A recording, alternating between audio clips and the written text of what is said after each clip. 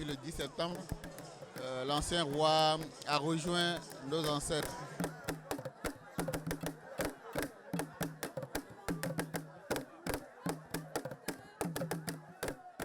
Très tôt le matin, nous allons choisir celui qui va présider la destinée de notre cher royaume.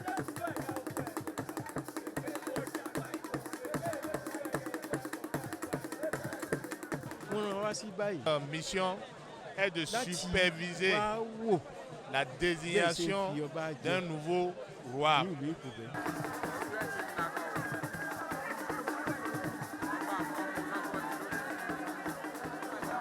Ce qui s'est passé aujourd'hui est une première dans l'histoire de Pobé.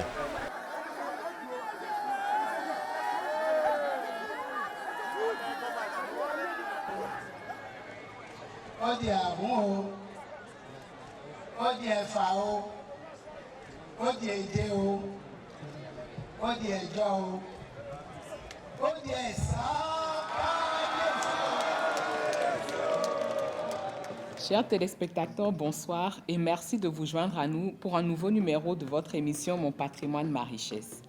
L'association Méwironto s'est rendue à 73 km à vol d'oiseau au nord-est de la ville de Cotonou, dans le département du Plateau et plus exactement à Pobé. Il y a environ 125 000 habitants à la suite de vagues migratoires successives qui ont débuté au XVIIe siècle. En effet, au XIXe siècle, des fonds d'Adja qui fuyaient les razzias d'Abomey s'y sont installés et plus récemment, des Mahis, des Gounds de Porto Novo, des Adja du Koufo Mono s'y sont également installés. Alors, l'association Méwironto s'est donc rendue il y a un an à Pobé pour immortaliser la cérémonie de couronnement du nouveau roi, Oba Adekiwa Otebole.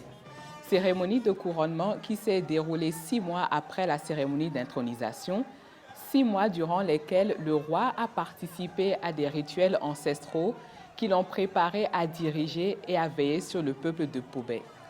Je vous laisse suivre cette cérémonie de couronnement dans l'élément qui va suivre et je vous retrouve ensuite pour la rubrique Curiosité culturelle.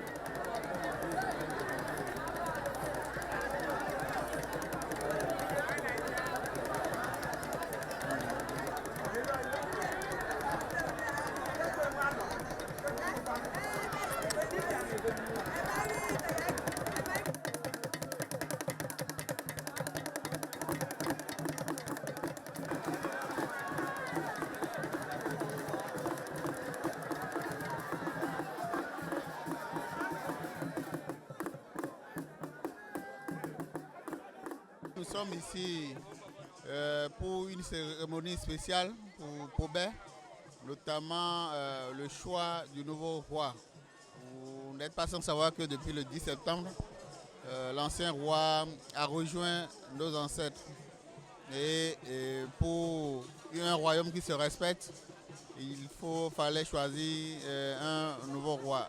Donc ici, très tôt le matin, nous allons choisir celui qui va présider la destinée de notre cher royaume, le royaume de Pobé.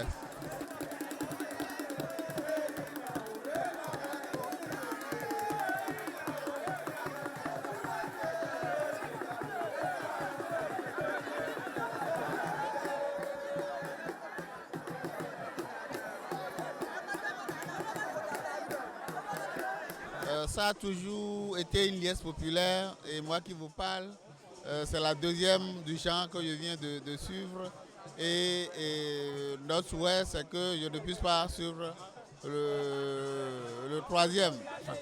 Quand je dis troisième, ça dit que le roi qu'on va choisir aura une grande longévité qui nous permettra de ne pas suivre réellement un événement pareil. Parce que ça ne vient pas tout le temps et donc tout le monde veut être témoin de cet événement pour que notre histoire puisse se perpétuer, pour que nous puissions savoir quoi raconter à nos enfants.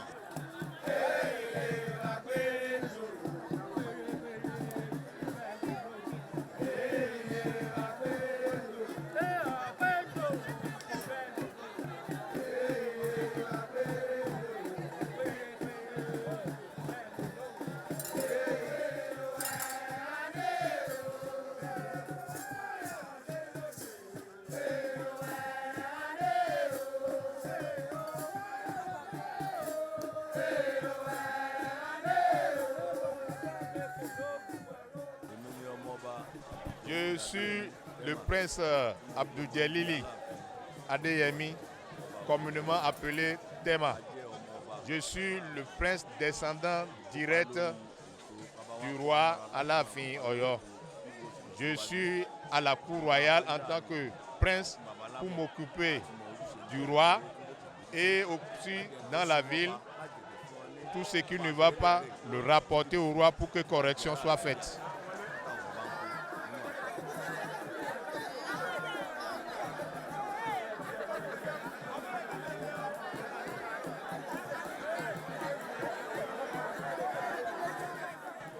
Wọ́n rán wa wá sí ìlú Ìkòbẹ́ lákọ̀ọ́kọ́ láti wá bá yín kẹ́dùn ọba rere tó wájà.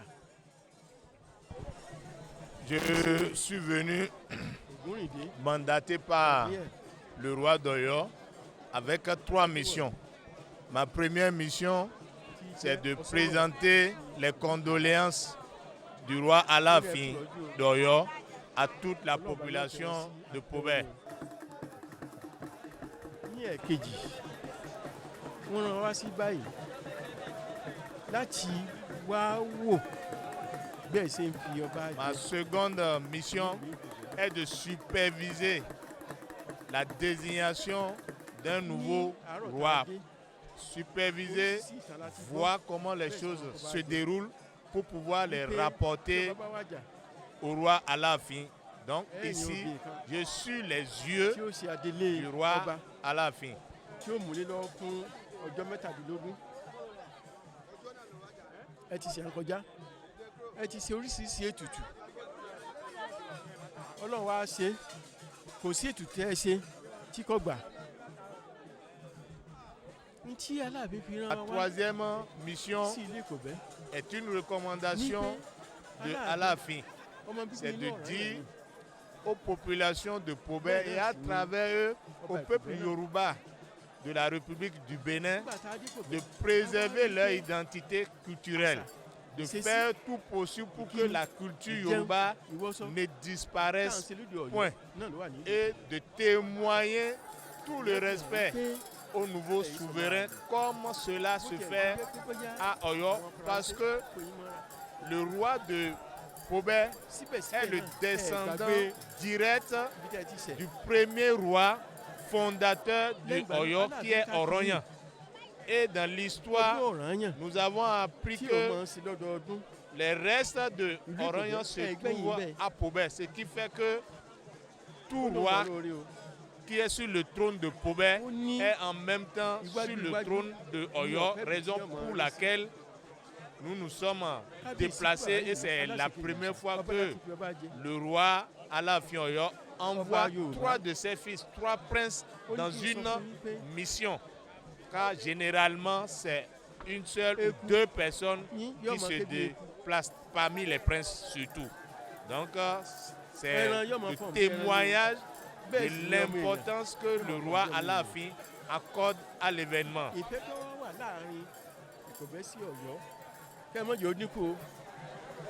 Torí pé àìkọ́wọ́ orin ejò ní ṣekú pa wọ́n yóò mọ̀ ju yín ṣe ní o ilé yín ọ̀dà wọ́n wá ní kí n sọ fún yín pé ọba tí a jẹ tí ó fojú hàn lálẹ́ sí àárọ̀ ọ̀la.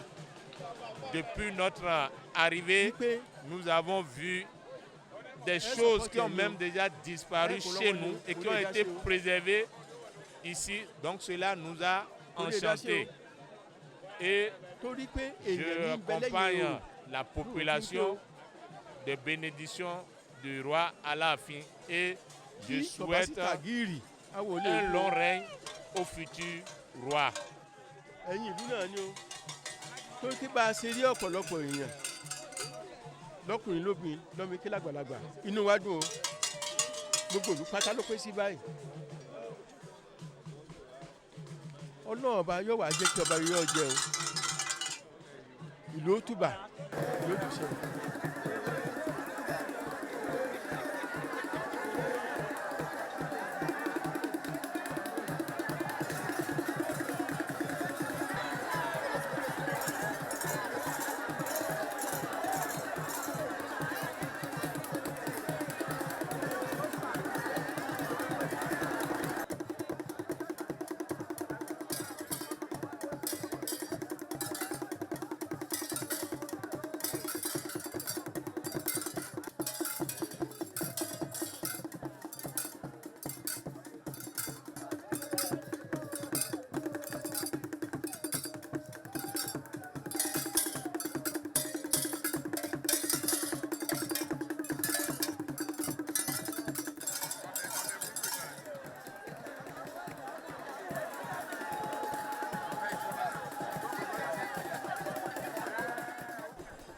tí a rí ní alẹ́ yìí ó jọ wá lójú.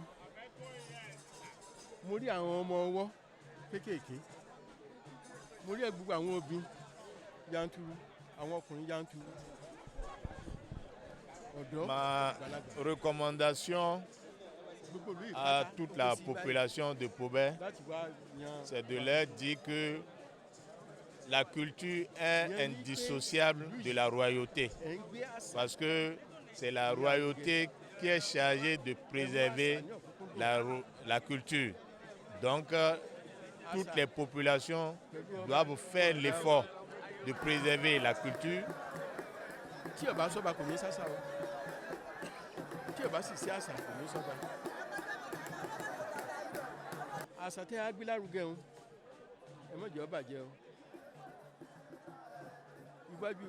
En second lieu, faire l'effort de développer Pobé, qu'ils doivent tout faire pour que Pobé grandisse. En troisième lieu, ils doivent rehausser l'image, l'aura du nouveau souverain pour que son aura transcende même les frontières, parce qu'il est le descendant direct de Oroyan, qui est le premier roi qui a fondé le royaume de Oyo.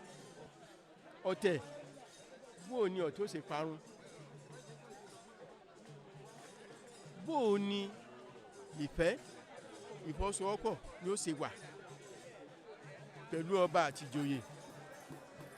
Je profite de l'occasion du fait que nous sommes très contents pour leur donner les différentes bénédictions, et mes bénédictions vont également à l'endroit du président de la République, aux ministres, aux préfets et à tous ceux-là qui incarnent l'autorité administrative.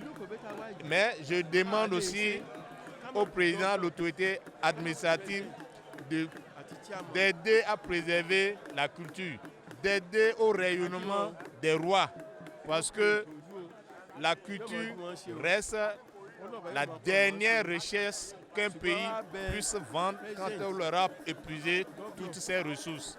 Donc, j'implore les dirigeants de ce pays et je leur demande de faire tout possible pour que la collaboration entre les deux États, les deux nations s'affermisse davantage. Telle est ma recommandation à l'endroit des Pobéens et à travers eux au peuple béninois tout entier.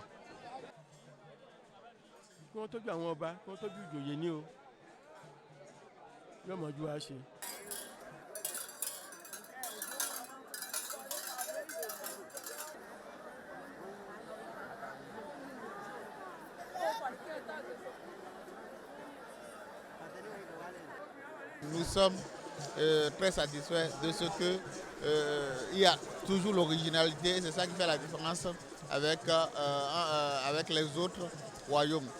Le roi de Pobé, il n'y a jamais de prétendant pour le roi de Pobé. À part la dynastie, on ne connaît pas d'avance celui qui sera roi de Pobé. Il n'y a même pas de candidat. Il n'y a que notre chef fétiche qui nous indique celui qui sera notre souverain. Et je crois que nous sommes là et nous allons suivre d'ici 6 heures du matin l'événement spécial qui est le choix du roi.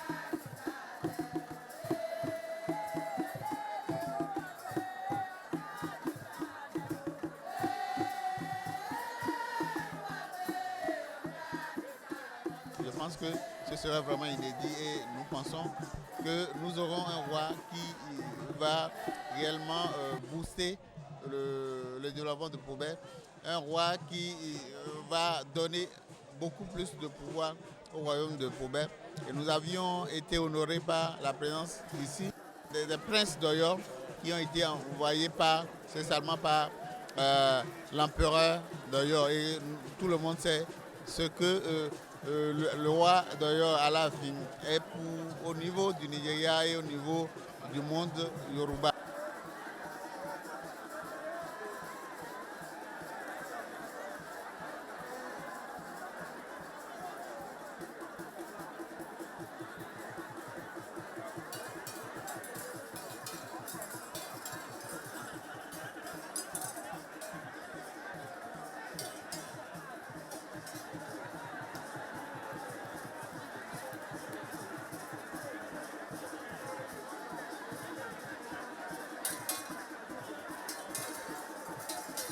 Nous sommes allés aux sources pour savoir vraiment d'où nous sommes venus et il se fait que Orognan, qui reste le dernier fils de Doudoua, a fini son périple ici, là au lieu où nous sommes, qu'on appelle le seul lieu au niveau mondial où on peut avoir encore les reliques d'un ancien fils de Doudoua.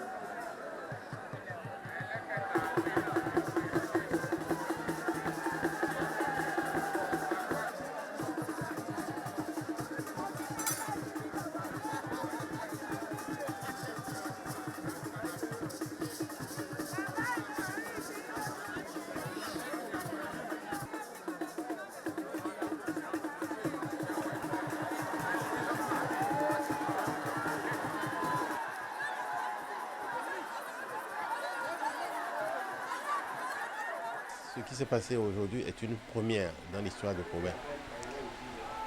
Imaginez-vous, vous avez vu tous le monde qui s'est déplacé, l'affluence qu'il y a, les femmes, les hommes, les jeunes. C'était un événement et il fallait y être pour le voir. Donc pour moi, c'est un événement heureux qui, pour une première fois, a son sens et sa valeur dans la commune de Pobé.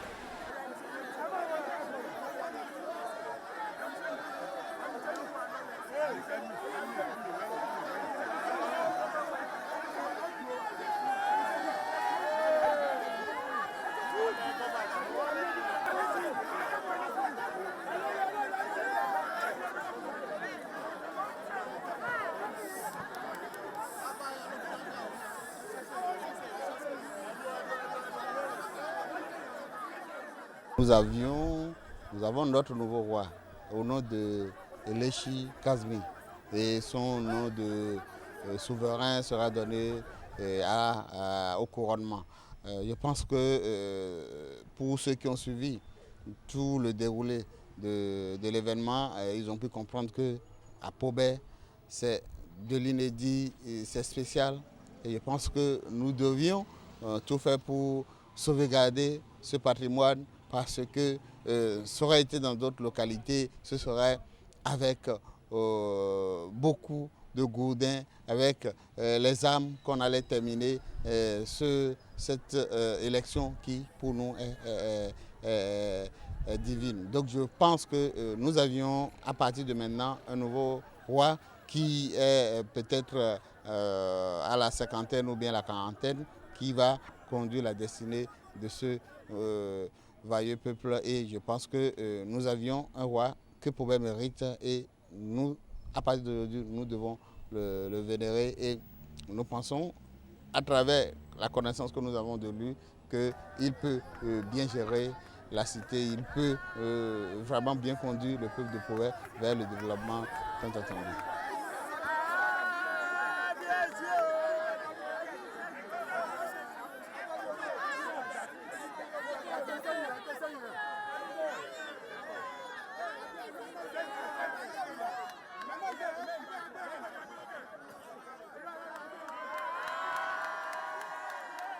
Notre prière, c'est que c'est une longue vie à notre nouveau roi. À la population, je voudrais tout simplement demander le soutien. C'est comme un sacrifice, tel que ça se passe au niveau de Pobé, on t'offre un sacrifice. C'est comme Jésus qui a été offert par un certain peuple. Nous allons appeler aujourd'hui le peuple de Pobé, le peuple du Bénin, le peuple du plateau en entier à soutenir ce roi qui aujourd'hui vient marquer le 20e souverain de Pobé depuis son installation en ces lieux. Donc je pense que les premiers et pas que nous devions poser en tant que fils de Pobet, c'est comment faire pour que le palais soit rénové, afin que le roi, le nouveau roi, celui qui a été mis en sacrifice, soit dans de très bonnes conditions, afin qu'il puisse penser beaucoup plus au développement de la localité, à bien conduire le peuple, que de penser vraiment à sa survie. Ayéfẹ́lẹ́ ti bẹ̀rẹ̀ nìyẹn kẹ́ bọ́ ságo. Ayéfẹ́lẹ́ ti bẹ̀rẹ̀ nìyẹn bá ṣe máa ń ṣe. Àwa tún ti dé o kẹ́bẹ̀rẹ̀ tẹ́wọ̀ gbàjọ óyá. Èrè àsìkò fáwọn tó nígbà, ìlú wa tó ní àsìkò fáwọn tó jẹ́ tiwa. Àwa dé o kẹ́bẹ̀rẹ̀ tẹ́wọ̀ gbàjọ. Ayéfẹ́lẹ́ ti ń pèdè àsìkò fáwọn tó nígbà, bí mo ti ń lùlù àsìkò fáwọn tó jẹ́ tèmi. Ìṣe ni kẹ́bẹ̀rẹ̀ mọ́lẹ̀ kẹ́ bá mi jó. Àwa tún ti dé o kẹ́bẹ̀rẹ̀ tẹ́wọ̀ gbàjọ Ayéfẹ́lẹ́. Èrè àsìkò fáwọn tó nígbà, ìlú wa tó ní àsìkò fáwọn tó jẹ́ tiwa. Àwa dé o kẹ́bẹ̀rẹ̀ tẹ́wọ̀ gbàjọ. Kábíyèsí ìlú ẹ máa kú kalẹ̀ o, gbogbo lóyè ìlú wa ẹ máa kú kalẹ̀ o, ọmọ ilé ìwé ẹ máa kú kalẹ̀ o, ẹ máa kú kalẹ̀ o, ẹ máa kú kalẹ̀ o, ẹ kú àsìkò yìí kájọ máa gbádùn bọ̀ o. Àwa tún ti dé. Oníṣẹ́lẹ̀ ti ní ìgbòho ẹ jọ̀wọ́. Àwọn oníròyìn tí wọ́n kọjá lọ sí owó ìsàlẹ̀ níbẹ̀ yẹn. Le nouveau roi est d'une lignée à laquelle j'appartiens, de mon côté maternel. Donc, premièrement, ce qui est certain, c'est qu'il ne suffira pas de mes conseils en tant que première autorité de la commune. Ensuite, je pense que malgré sa jeunesse, il va falloir que tout le monde l'accompagne. D'abord, les dignitaires du palais. Ensuite, les organisateurs, n'est-ce pas, de l'intronisation, qui constituent un groupe permanent qu'on appelle Gobani. Ensuite, toute la population, sans faille. Il faudrait qu'on puisse l'assister, qu'on puisse l'accompagner, lui prodiguer des conseils. Parce qu'il est encore jeune. Mais on dit aux âmes bien nées, la valeur n'attend pas le nombre d'années. Donc, je pense qu'il va falloir qu'on se serre tous les coudes, c'est-à-dire faire tout pour qu'en son règne, Pobet se développe, Pobet prenne de l'essor. Et qu'on dise que le nouveau roi qui a été choisi a été bien et très bien choisi. C'est ça mon vœu et mon souhait pour toute la population de Pobet et pour le nouveau roi. Ìgbà tó ti dé sílùú Pobẹ̀ lórí ọba wa tuntun tó gorí oyè náà ni ìmọ́lẹ̀ dé òkùnkùn paradà. Agbẹ́ ti dé ti gbálódé, àlùkò ti dé tòun tó sùn. Ọba Adégbọlá dé, ìmọ́lẹ̀ ńlá dé sílùú Pobẹ̀. Ohun adániwáyé ló dá dé ìmọ́lẹ̀ fóṣùpá. Owó Èdùmàrè ló fi lẹ̀kẹ̀ ògo ṣẹ̀ṣẹ̀ fúnra òlókè. Owó olóde ọ̀run ló fọ̀rọ̀ yàn táwa lọ́rẹ. Ǹjẹ́ gbogbo ọmọ sọ́lọ̀ pátá ẹ jẹ́ ká jọ ní ayọ̀ ṣẹ̀ṣẹ̀. Kábíyèsí Adégbọlá eléṣin tí mo fi tọ̀wọ̀tọ̀wọ̀ dárúkọ wọn. Ọba Adékílé Orójú lọ́ba tiwa Adégbọlá. Atọ́lóyè, Ayẹlóyè, Adùnwò lórí ìtẹ́ Ọ̀dúndún Aṣòdedẹrọ̀. Kádé pẹ́ lórí ọba wa Adégbọlá. Kí bàtà ọ̀pẹ́ lẹ́sẹ̀ ni mo ṣe. Ìrùkẹ̀ á pẹ́ lọ́wọ́ ọba wa pẹ́pẹ́pẹ́pẹ́ láṣẹ Èdùmàrè. Ọba wa Adégbọlá àti kékeré padé ògbórí ìdí àgékàgbó. Ẹ̀yin lọ máa ṣàwẹ̀tà níwà oòrùn. Ọmọ abínú rokoroko fàrókò tu. Abéèrè dálọ̀. Ẹ̀yin lọ́mọ ayáwó palókè Awùsá. Ayé yín bàbá wa kẹ́ ẹ pórí ìtẹ́dẹ́gbà pẹ́pẹ́pẹ́. Ẹ̀yin gangan lọ́mọ arífásà lóògùn. Gbogbo ọmọ ìlú Pobẹ̀ o. A kú oríire. Ìbà bàbá wa tù wá lára. Èkó akéde èkú. ọmọ ènìyàn á fọ òbí ọmọ ènìyàn.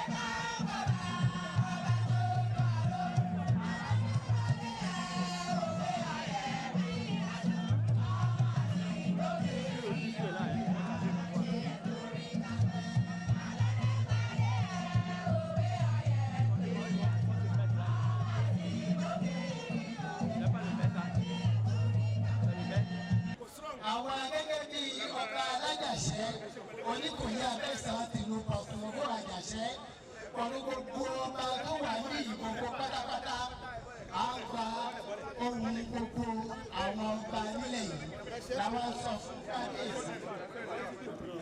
Adégbọlá Kàbí Adé kí ọwọ́ ọ̀tẹ̀ bọlẹ̀ yóò dáa fún ẹ o. Gbogbo ọba bẹ̀rẹ̀ sọ pé yóò dáa fún ẹ o. Ìdákẹ́bù kan ní jẹ́ tiẹ̀ o. Àwọn bàbá wa láti Ọ̀yọ́ kú bàbá yèyé wọ́n sọ pé yóò dáa fún ẹ o. Gbogbo ọba Kétu gbogbo Nàìjíríà wọ́n sọ pé yóò dáa fún ẹ o. Káàbọ̀ sínú wa, káàbọ̀ sínú wa o. Àwa ti wà ń bí àmọ́ wọn náà ti wà níbí. Káàbọ̀ sínú wa yóò yẹ o. O ò ní kọsẹ̀ o. Ẹnìkan ò ní kọsẹ̀ sí ẹ lára o. O ò ní ṣìwí o. O ò ní ṣìṣe o. O ò ní ṣìgbọ́ o. O ò ní ṣìtẹ̀ o. O ò ní ṣìlú o. Yóò dáa fún ẹ o. O ò ní ṣìrí o. Ẹgbẹ́ nísì ẹgbẹ́ àga ẹ̀ wá síbí kágbé jókòó. Ó di ẹ̀rí o. Ó di àmú o. Ó di ẹ̀fà o. Ó di èdè o. Ó di ẹ̀jọ o. Ó di ẹ̀sán káyéfì o.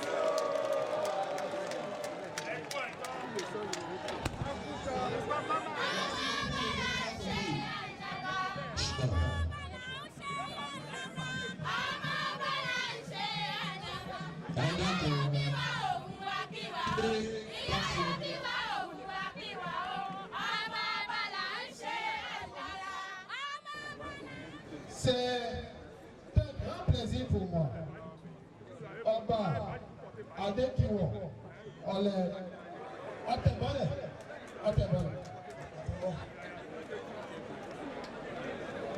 Cela signifie, m'a-t-on dit, l'enterrement de la discorde, la fin de la discorde. Et donc le règne de l'unité, le règne de l'amour, le règne de l'unification des fils et filles de Pobert. Je suis particulièrement heureux de la mobilisation que je vois ici, qui est l'expression même de votre adhésion à la vision du roi, à la vision de notre nouveau roi, la concorde, l'unité retrouvée. Merci à vous, fils et filles de Pobert. Je voudrais dire toute mon admiration et mes félicitations à Sa Majesté Ọba Adékiwọ̀ Ọ̀tẹ̀bọ̀lẹ̀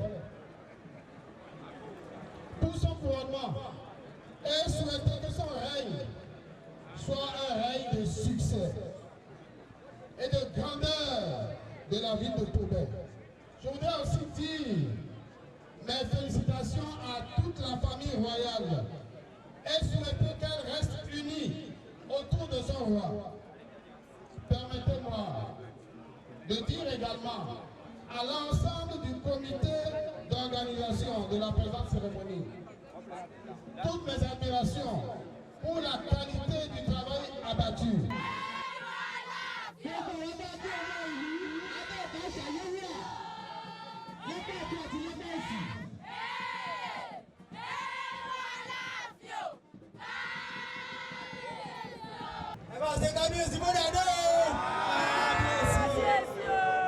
Wọ́n ní ọba Eléṣí Kàmí Adékiwọ̀ Ọ̀tẹ̀bọ̀lẹ̀.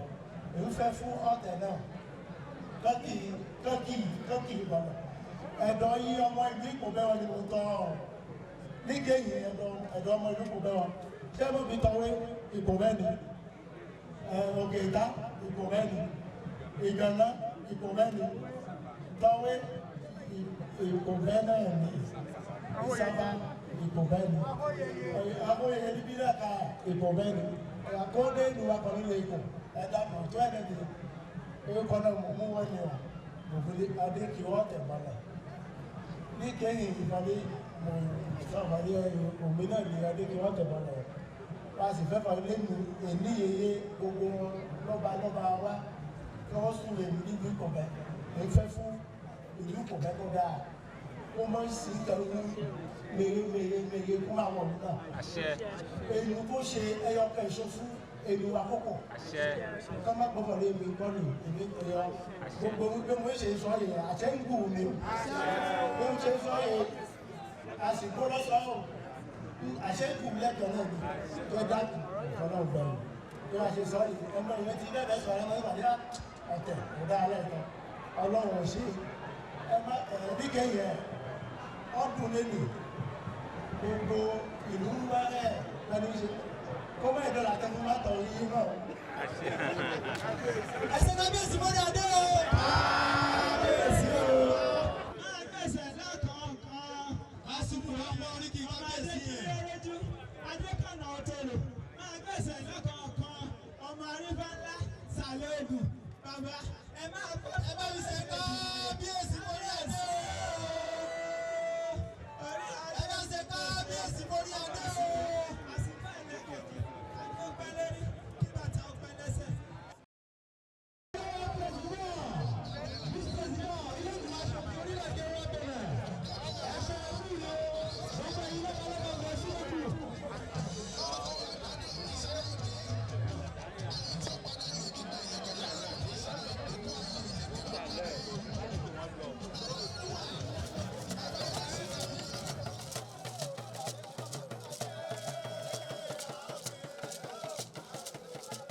Aujourd'hui, dans votre rubrique Curiosité culturelle, nous allons vous parler de la société de masques Gunuko.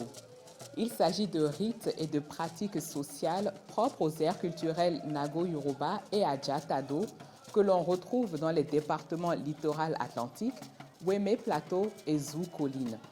Le masque Gunuko sort lors de cérémonies de naissance et funéraires, mais aussi pour dénoncer de mauvais comportements dans la population.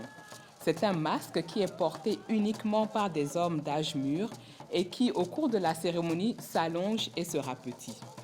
Je vous laisse découvrir les autres caractéristiques de ce masque dans l'élément qui va suivre.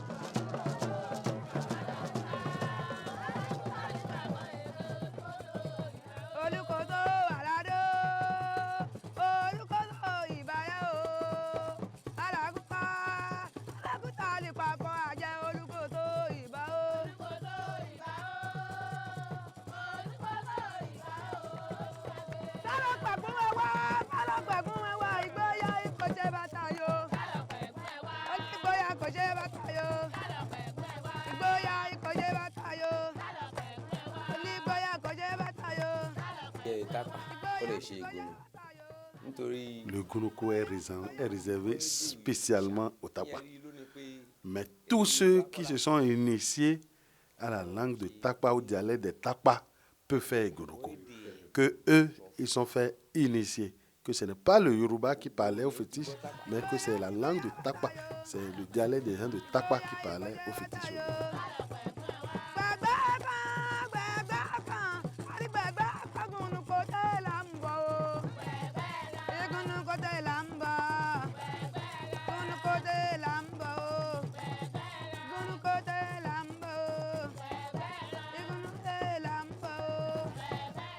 Disney, il y a fait, au lieu de jáde. Pas fait mes wa, jáde là qu'un jour. Pas fait, quand je jáde, jáde. autant de fétiches peuvent sortir dans la journée. Mais pour qu'ils ne se dérangent pas entre eux, c'est pourquoi ils ne sautent pas plus que 1 ou 2. Parce que dans leur déplacement, dans leur mouvement, c'est un peu difficile. Et chacun d'eux a son nom. Donc ce n'est pas spécifié. C'est-à-dire qu'il n'y a pas des espèces parmi eux, comme on parle de mâle, masque, femelle, masque, mâle. Là, non, il dit, mais chacun a son nom par lequel on l'appelle.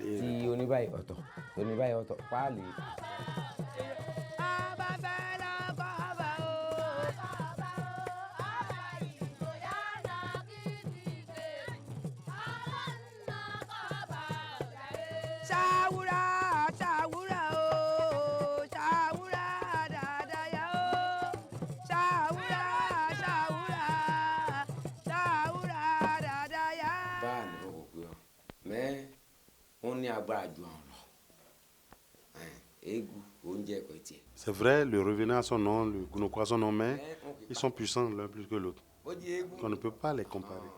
Mais ce que lui peut dire, c'est que de la même manière qu'on sort le revenant, on sort aussi les Gunoko de la même manière. Mais seulement que l'un est plus puissant que l'autre.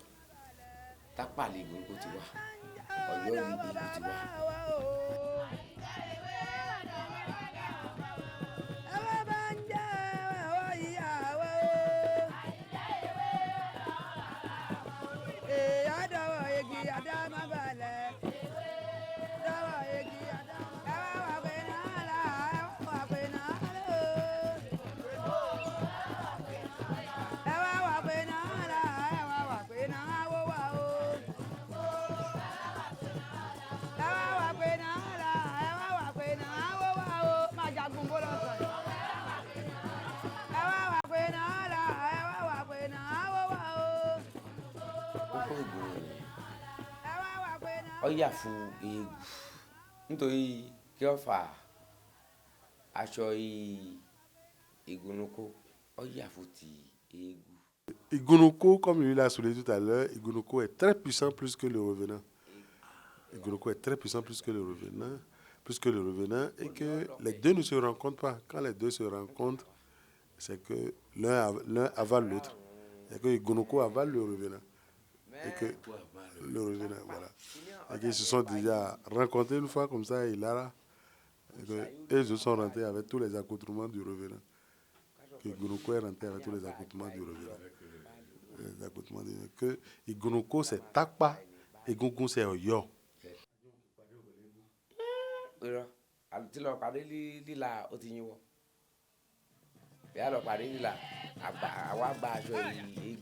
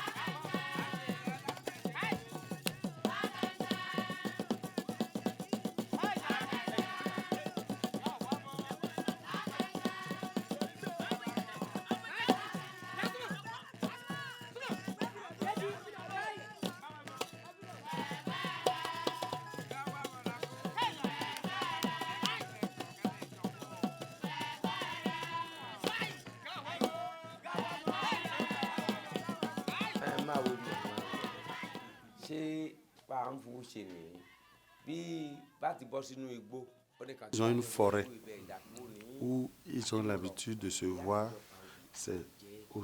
comment dire, les membres de la société de Egono, secrète. Et que quand ils vont là-bas, ils mangent ensemble de cola tout ce qu'ils ont dit là, ça doit rester entre eux. Les gens ne doivent pas révéler ça dehors. Ce n'est qu'à ceux-là qu'on révèle les vraies raisons pour lesquelles ils font Egono. Le tam-tam qu'ils ont joué aujourd'hui, c'est un peu en agile. Et que quand on joue, celui qui a initié, il entend, il sait que c'est Egono qui se passe. C'est Egono qu'on est en train de faire. Et que celui qui a initié, celui qui joue là, il est haïti. Ils ont joué ici la nuit, lorsque le roi de Touffier fait 30 ans. Ils ont joué ici la nuit. Qu'il a entendu, il est venu, il les a rejoints. Il les a rejoints pour participer à la fête avec eux.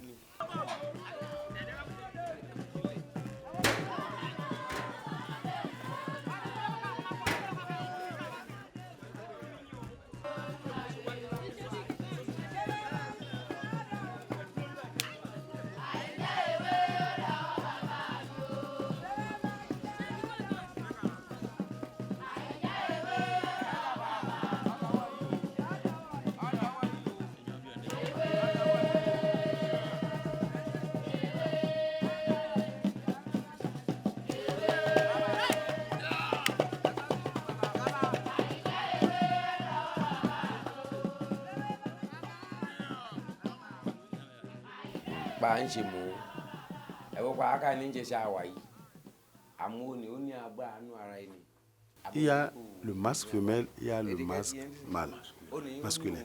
Et que eux autres, ils n'ont pas amené le masque masculin aujourd'hui, ils n'ont amené que des masques féminins.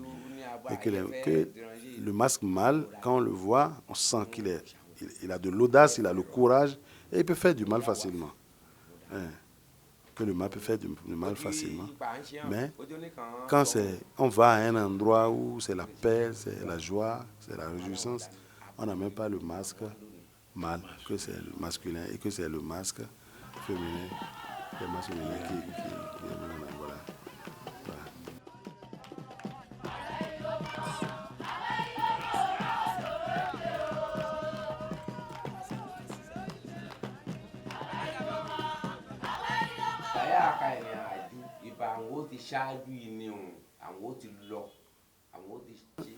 Par exemple, quand on prend les Egoun, ils parlent de Alagba, ils parlent de Alakpene, tout ça là. Mais les gens de Guélédé parlent d'un moment Yamion. Maintenant, eux autres, ils parlent de qui? Ils disent, eux autres, ils parlent des premiers, des anciens qui avaient pratiqué et qui ne sont plus là. Que c'est ceux-là. C'est-à-dire qu'il n'y a pas un thème fixe. Dans les chants qu'ils ont exécutés, ils ont vénéré les anciens. J'ai dit non. En dehors de ça, on a des gens de vénération. Ils font, comment dirais-je, l'éloge des pouvoirs qu'ils détiennent en main. Et ils avertissent ceux qui pensent qu'ils peuvent venir les coller pour dire, si tu nous colles, tu en auras pour ton compte. Voilà. Donc, c'est en quelque sorte, c'est un truc de gris-gris. Un truc de gris-gris, un truc de manifestation de force, de montrer combien de fois on est puissant, on est fort pour se protéger et aussi pour se défendre.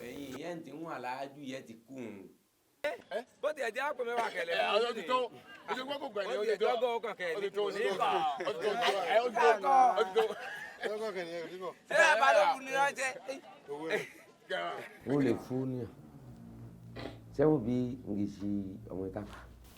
il passe la main à d'autres Nagos, à d'autres ethnies. La belle preuve est que lui qui nous parle, il est quétois, 100%. Mais que c'est les difficultés de la vie qui l'ont poussé à prendre Gonoko en main pour se protéger. Et ils vont à l'école, on les enseigne la langue de Takpa correctement d'abord avant de leur passer la main.